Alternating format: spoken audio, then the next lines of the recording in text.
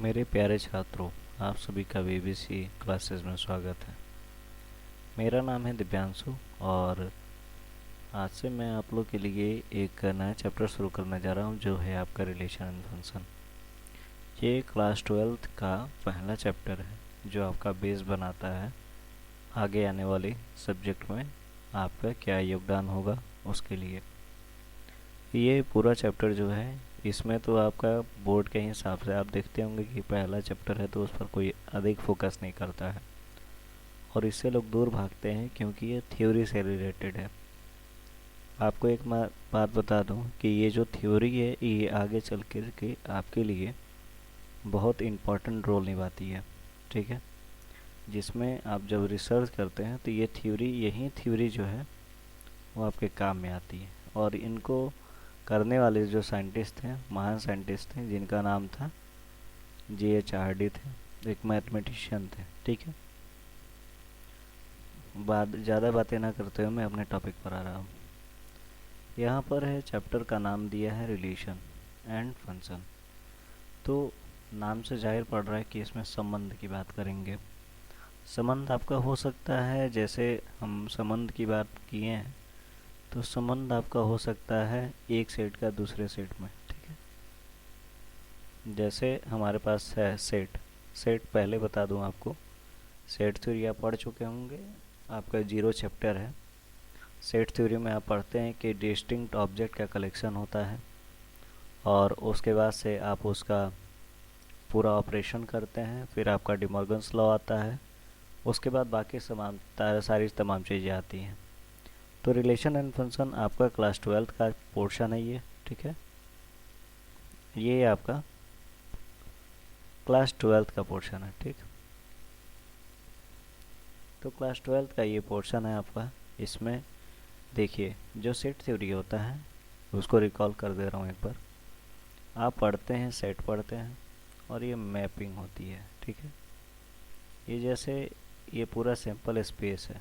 ठीक, ये आपका पूरा सैंपल स्पेस रहता है और यहाँ अगर एक पॉइंट लेते हैं इस सेट का, ए का, तो इसको हम कहते हैं ए बिलोंग एस का एक्स कहेंगे। ये जो बीच वाला साइन है, आप इससे क्लास 11th में अवेयर हो चुके होंगे, ये बिलोंग का साइन होता है, यानी ए में ये एक्स बिलोंग कर रहा है। हम पूरे इस मैथमेटिक्स में जब क्लास 12th पढ़ लिए हैं, अब हम इसके बाद BSc में जाते हैं, चाहे इसके आगे बाकी सारी तमाम पढ़ाई करते हैं, तो ये जो साइन होता है बिलोंग ही लेकर के चलते हैं। आप अभी तक तो आप न्यूमेरिकल सॉल्व कर रहे थे, डिजिट पढ़ रहे थे, अभी आपको मिलेगा और भी वर्ड, जैसे आप डिजिट ले लिए हैं 1 2, ऐसे अप टू आप 0 तक ले जाते थे। ठीक है, तो आप जब 0 तक डिजिट ले जाते थे, चाहे n तक आप डिजिट ले जाते थे, तो उसमें क्या होता था कि आप जैसे पहुंच जाते थे वहां तक और उसके बाद से अपना आप वो काम करते थे। तो यहाँ जैसे है, इसमें हम ये पूरे सेट को एक सेट ले लेते हैं। जैसे कि आपने यहाँ 1/2 लिया है और 1/n लिया, तो हमने इस पूरे को कलेक्शन ले लिया एक सेट में, जो कि हमने बनाया यहाँ पर एक वर्ड बना दिया, इसको सीधे सीधे तौर पर ए बना दिया। और इसका कोई एक यहाँ पर आप देख पा रहे होंगे कि एक यहाँ पर हमने लिया, यहाँ पर एक 1 ले लिया, या ये कहें कि हमने यहाँ से एक उठा लिया, 2 उठा लिया, तो हम जब इसको दिखाएंगे तो ए बिलोंग टू 2 दिखाएंगे। ठीक है, तो ये आपका कुछ कॉमन एग्जाम्पल है, ऐसे आप समझ सकते हैं आने वाले चैप्टर में हमको क्या करने हैं। तो ये तो मैंने उसको रिकॉल कर दिया, आपके सेट थ्योरी का पूरा पोर्शन जो था, जो भी था। ठीक है, अब हम अपने टॉपिक पर आते हैं।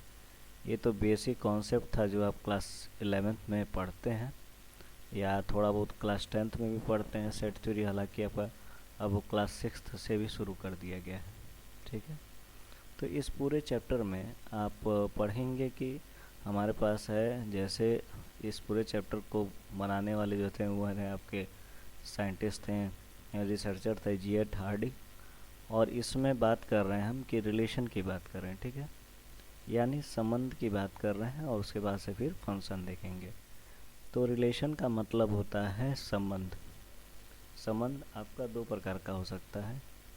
ए का बी से संबंध होता है, यानी बहन का भाई से संबंध हो सकता है, या आप कहें सिस्टर का ब्रदर से संबंध हो सकता है। अगर ये चाइल्ड हैं तो इनके पेरेंट्स से भी संबंध हो सकता है, ठीक है। तो ऐसे संबंध कहते हैं जिसको हम हिंदी में कहते हैं रिलेशन को संबंध कहते हैं, ठीक है। तो इस संबंध में, इस पूरे चैप्टर में, रिलेशन में हमको कवर करने हैं आपका, इसमें ज़्यादा बातें ना करते हुए अपने टॉपिक पर पहुंच जा रहे हैं।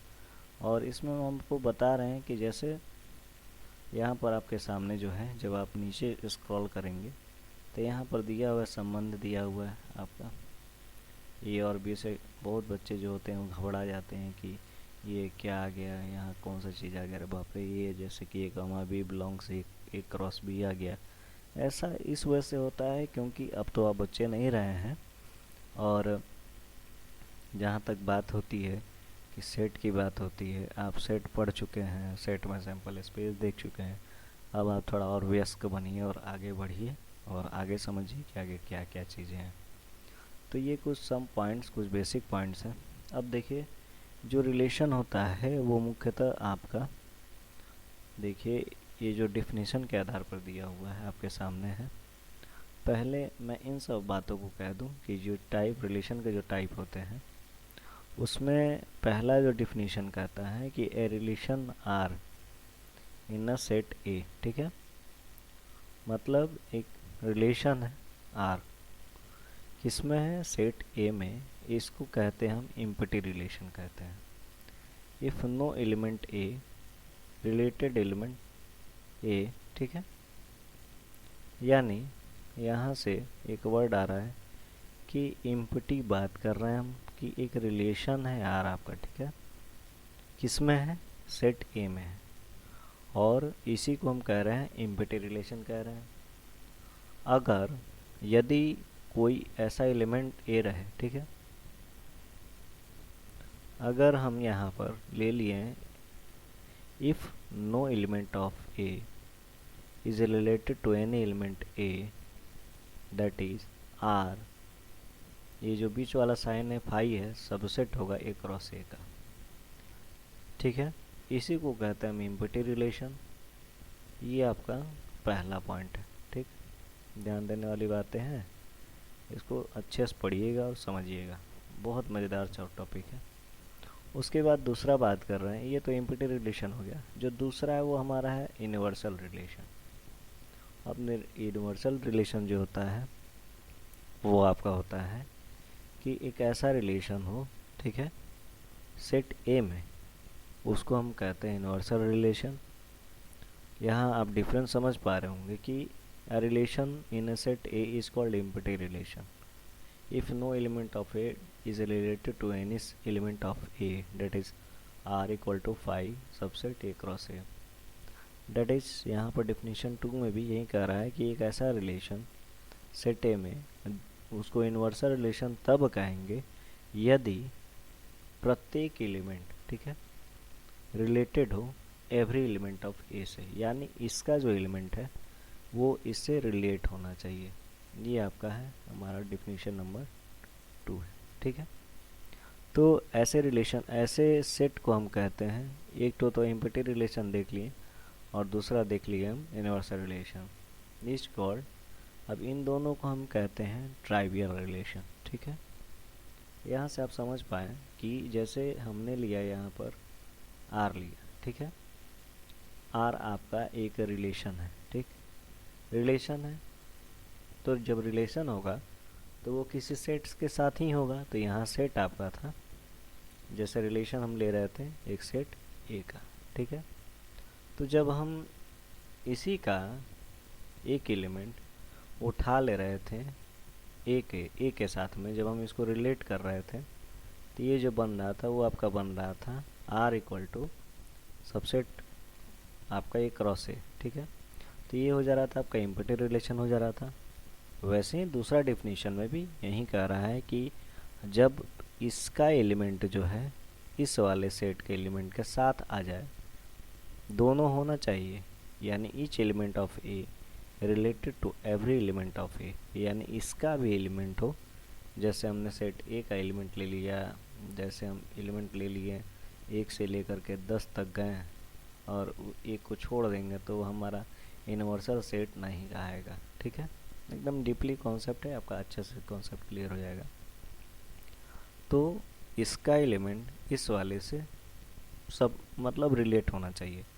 तो ये आपका हो गया, दूसरा हो गया। जैसे कि हमारे पास एग्जाम्पल है, एग्जाम्पल को आप पढ़िएगा, ए और बी के साथ रिलेशन है आर डी के साथ। ठीक है, उसकी सॉल्यूशन दी हुई है, आप पढ़िएगा इसको।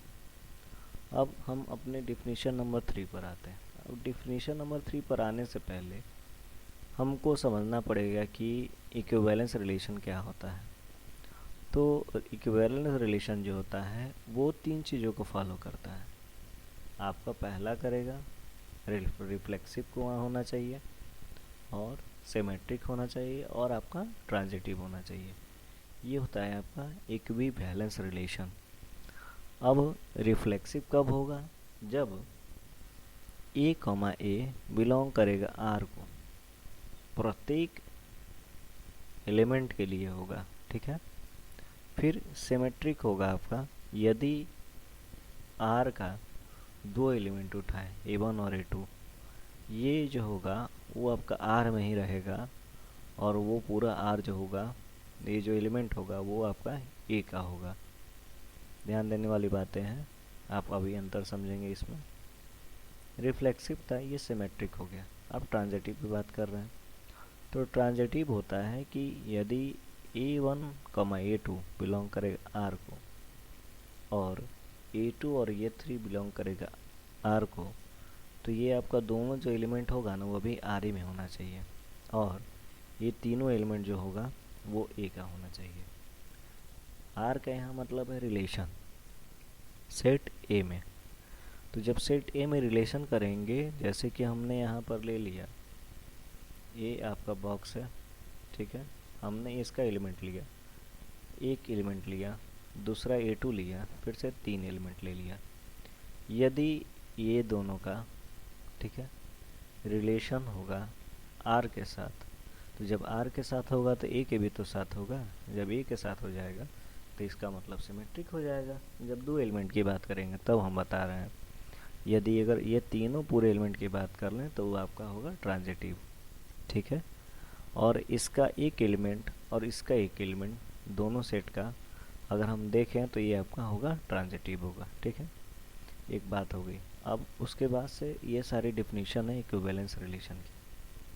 तो इक्विवेलेंस रिलेशन अभी हम आपको बताए हैं कि इक्विवेलेंस रिलेशन जो होता है रिफ्लेक्सिव होना चाहिए, सिमेट्रिक होना चाहिए और ट्रांजिटिव होना चाहिए।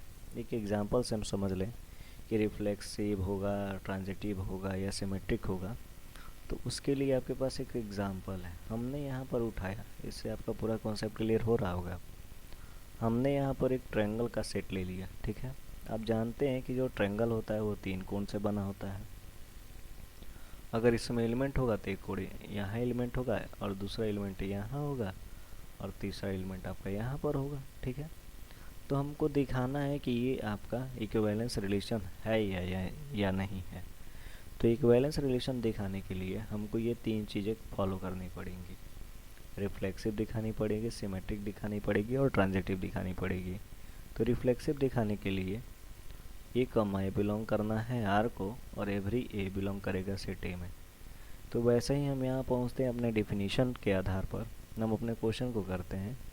बस यहाँ चेंज कर दिया है कि वहाँ आर था और यहाँ टी हो गया, वहाँ ए था, सॉरी वहाँ ए था और यहाँ पर टी कर दिया। यानी ये ट्रायंगल की बात कर रहे थे और वो सेट आपका ए का सेट था। ठीक है, तो जब हम ट्रायंगल की बात कर रहे हैं प्लेन में, तो रिलेशन दिखाना है हमको। ठीक है, ज़्यादा वर्ड से कंफ्यूज होने की ज़रूरत नहीं है, सीधी सी बात है। अगर 2 साइड जो होगा इसका, आप जानते होंगे कि एक एग्जांपल होता है आइसोसेलेस ट्रायंगल का, कि दोनों अपोजिट साइड जो होता है बराबर, मतलब तीसरे वाले से ये दोनों जो सम होता है इससे थोड़ा सा कम ही होता है। ठीक है, यानी ज़्यादा होता है। अब आप पाइथागोरस थ्योरम पढ़िएगा। तो R equal to T1 comma T2 belong करेगा T1 को कॉन्ग्रुएंट टू T2। ठीक है, कॉन्ग्रुएंट आप कॉन्ग्रुएंट टू पढ़ते होंगे, कॉन्ग्रुएंट का जो साइन होता है वो आप पढ़ते होंगे ऐसे, T1 होगा इक्वल होगा और यहाँ पर ऐसे साइन होता है, ठीक है। ये आपका साइन होता है कॉन्ग्रुएंट का। जब दो ट्रायंगल की बात करते हैं तो कॉन्ग्रुएंसी दिखाते हैं, SRS दिखाते हैं, RS दिखाते हैं, ठीक है। ऐसे बहुत सारी चीज़ें हैं जो आपके बेसिक कॉन्सेप्ट्स हैं, जो आप 7th में पढ़ते हैं, 6th में पढ़ते हैं, ऐसे क्लासेस में पढ़ करके आए होते हैं। तो हमको दिखाना है आर को रिलेशन दिखाना है, ठीक है। तो हम यहाँ से उठाएंगे आपका T1 और T2, पहले हम दिखाएंगे रिफ्लेक्सिव, ठीक है। तो रिफ्लेक्सिव दिखाने के लिए कि कॉन्ग्रुएंट होना चाहिए ट्रायंगल का, ठीक है। तो पहले से दे दिया है कॉन्ग्रुएंट, यानी T1 कॉन्ग्रुएंट T2 है, तो इसका मतलब है कि ये रिफ्लेक्सिव हो गया, ठीक है। ये रिफ्लेक्सिव हो गया। तो अब बात करेंगे, रिफ्लेक्सिव हो गया तो अब बात कर लेंगे हम सिमेट्रिक की। तो जाहिर सी बात है, जब रिफ्लेक्सिव हो गया है तो सिमेट्रिक भी होगा, ठीक है। तो जैसे हमने इम्प्लाई कर दिया कि T2 इम्प्लाई T2, ठीक है। यानी इसका जो ये वाला जो पोर्शन है ये इम्प्लाई कर दिए T2 को, तो T2 is congruent to T1, ठीक है। यानी इन दोनों की बात कर रहे हैं अब हम, ठीक है। पहले ट्रायंगल जो बात कर रहे थे वो पहला पॉइंट था, दूसरा पॉइंट था, फिर तीसरा पॉइंट था, ठीक है। 3 साइड से बनता है ट्रायंगल। तो T1 जो होगा वो आपका T2 का कॉन्ग्रुएंट था, और जब T1 T2 का कॉन्ग्रुएंट होगा तो T2 भी तो T1 का कॉन्ग्रुएंट होगा। इसलिए हमने यहाँ पर T2 imply T2 is congruent to T1 दिखाया। इसके नाते जो होगा वो हमारा T1 T2 T1 बिलोंग करेगा रिलेशन R में, ठीक है। तो ये आपका हो गया सिमेट्रिक पोर्शन हो गया। अब हम दिखाएंगे आपका तीसरी पॉइंट क्या दिखानी है, ट्रांजिटिव दिखानी है। यानी तीनों का जो पॉइंट है, ये तीनों जो पॉइंट है ना, ये तीनों पॉइंट वो आपका होना चाहिए रिलेशन में, ठीक है। तो हम जब तीनों पॉइंट के लिए दिखा देंगे, तो जब हम दो साइड दिखा दिए तो तीनों साइड भी तो होगा, इस नाते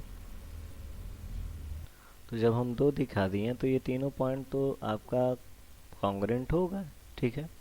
इसके नाते जब ये दोनों हो गया, यहाँ से आप देख पा रहे हैं कि T1 हो गया, T2 हो गया, तो आपका T1 और T3 भी तो होगा, ठीक है। इसलिए ये आपका इक्विवेलेंस रिलेशन है, हमको चेक करना होता है। तो यहाँ से आपका कॉन्सेप्ट क्लियर हो जाएगा। वैसे आपका ये नेक्स्ट वाला भी उसी पर बेस्ड है, आप इसको अपने से ट्राई कीजिएगा। एक आसान सा है, यहाँ पर एग्जाम्पल 4 हम देख ले रहे हैं, बाकी आप करिएगा। यहाँ पर सेट दिया हुआ है 1 2 3, ठीक है। और R है आपका 1 1 2 2, ये आपके रिलेशन हो गए। तो हमको दिखाना है यहाँ पर रिफ्लेक्सिव, सिमेट्रिक और ट्रांजिटिव दिखाना है। तो यहाँ पर जो है एक डाउट है कि रिफ्लेक्सिव है लेकिन नाइदर सिमेट्रिक नॉन ट्रांजिटिव हमको दिखाना है। तो उसके लिए आपको दिखा देना है कि इसका एक पॉइंट जो होगा वो इसमें सेट में होगा, बाकी कॉन्ग्रुएंट नहीं होगा, ठीक है। इसके नाते हमको लेना होगा R इज रिफ्लेक्सिव दिखाएंगे तो एक रिलेशन आपका यहाँ पर है R का, ठीक है। तो R जो है यहाँ पर सिमेट्रिक नहीं है। अब क्यों नहीं है वो समझते हैं।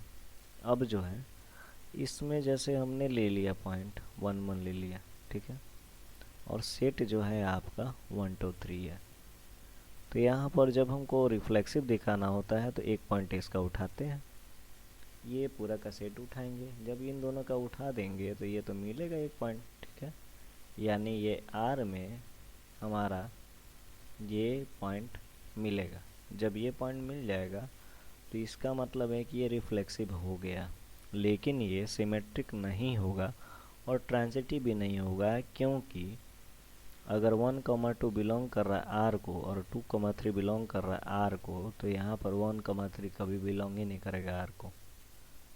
क्योंकि R को इस वजह से नहीं बिलोंग करेगा क्योंकि इसमें जो है 1 3 पॉइंट है ही नहीं।